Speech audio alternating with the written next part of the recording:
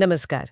आज हम mercantile ventures limited के स्टॉक पर जो लेटेस्ट आंकड़े आए हैं उनकी गहराई में जा रहे हैं। जी हमारे पास कुछ हालिया प्रदर्शन के आंकड़े हैं और उनका विश्लेषण भी है। हाँ। तो हमारा मकसद यही है कि इन सब स्रोतों से जो जरूरी जानकारी है वो निकालें और समझें कि भाई इस कंपनी और इसके स्टॉक के साथ आखिर चल क्या रहा है। तो बिल्कुल, तो शुरू करते हैं।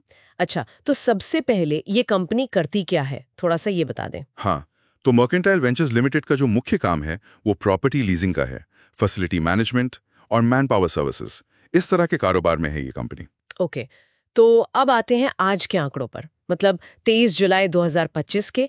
और यहाँ कुछ काफी बढ़ा हुआ है। हाँ बिल्कुल, स्टॉक में एक ही दिन में आप देखिए 20% की जबरदस्त तेजी आई है। 20%? और ये बंद हुआ 32.16 रुपए पर। जी, और सिर्फ इतना ही नहीं। क्या और भी कुछ? हाँ, ये आज अपने 52 हफ्ते के उच्चतम स्तर, मतलब 52 वीक हाई, उस पर भी पहुंच गया। अच्छा, और ये सब हुआ है, वॉल्यूम कैसा था? वॉल्यूम भी काफी ज्यादा था। बेसी पर ही देखें तो करीब 2,71,000 मतलब 271.5 के शेयर्स का ट्रेड हुआ। बाप रे, मतलब जबरदस्त उछाल, नया हाई, और वो भी इतने हाई वॉल्यूम के साथ। तो ये तो साफ है कि बाजार का ध्यान इस पर गया है। बिल्कुल ध्यान गया है, लेकिन यहाँ एक बड़ा सवाल खड़ा होता है। क्या ये तेजी टिकेगी, यही ना? एग्जैक्टली, क्या ये टिकाऊ है? और यहीं पर जो विश्लेषण है वो एक दिलचस्प तस्वीर पेश करता है। अच्छा, क्या कहता है विश्लेषण? विश्लेषण इसे स्ट्रॉन्ग परफॉर्मर गेटिंग एक्सपेंसिव की श्रेणी में रख रहा है। स्ट्रॉन्ग परफॉर्मर गेटिंग एक्सपेंसिव, मतलब प्रदर्शन तो मजबूत है पर अब ये महंगा होता जा रहा है। बिल्कुल सही समझा आपने, और इसके पीछे कुछ स्कोर्स हैं जो इस बात को और साफ करते हैं। ओके, जैसे पहला है ड्यूरेबिलिटी स्कोर, ये 100 में से 70 आता है। 70 आउट ऑफ 100, ये तो काफी अच्छा हुआ ना? हाँ, काफी अच्छा है। ये दिखाता है कि कंपनी की जो वित्तीय सेहत है, मतलब उसकी आर्थिक बुनियाद, वो काफी ठोस है। शायद कर्ज कम हो, कमाई स्थिर हो, इस तरह की बातें। ठीक है, तो सेहत अच्छी है। और दूसरा स्कोर है मोमेंटम का, ये 100 में से 62.4 है। 62.4, ये कैसा है? इसे मध्यम रूप से तेज या मॉडरेटली बुलिश कह सकते हैं। ये उस 20% की उछाल और हाई वॉल्यूम से मेल खाता है। मतलब स्टॉक ने रफ्तार तो पकड़ी है, पर शायद ऐसा नहीं कि बिल्कुल बेतहाशा भाग रहा हो। ओके, तो ड्यूरेबिलिटी अच्छी, मोमेंटम ठीक ठाक। अब तीसरा क्या है? तीसरा, और शायद सबसे अहम इस वक्त, वो है वैल्यूएशन स्कोर। वैल्यूएशन? हाँ, क्योंकि महंगा होने की बात हो रही थी जी। और ये स्कोर है सिर्फ 47.3 100 में से। 47.3? हाँ। ये तो मतलब 50 से भी कम है। हाँ, और ये मिड वैल्यूएशन या मध्यम मूल्यांकन की रेंज में आता है। यहीं पर वो गेटिंग एक्सपेंसिव वाली बात साफ हो जाती है। अच्छा। मतलब जब हम कंपनी की कमाई या उसकी संपत्ति वगैरह से उसके शेयर भाव की तुलना करते हैं, तो वो ना तो बहुत सस्ता दिख रहा है, ना ही बहुत ज्यादा महंगा, बीच में है। तो मतलब क्वालिटी ठीक है, रफ्तार भी है, लेकिन कीमत अब थोड़ी बढ़ने लगी है। बिल्कुल। इसीलिए विशेषण का झुकाव ये है कि अभी खरीदने से पहले शायद थोड़ा इंतजार करना, किसी गिरावट का या बेहतर मौके का, वो समझदारी हो सकती है।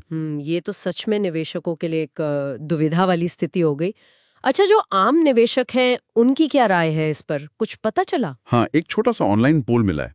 देखिए, इसमें सिर्फ 15 वोट्स हैं, तो इसे कोई बड़ा संकेत तो नहीं मान सकते। हाँ, 15 वोट तो बहुत कम है। बहुत कम है, लेकिन फिर भी जो ट्रेंड दिख रहा है उसमें राय बटी हुई है।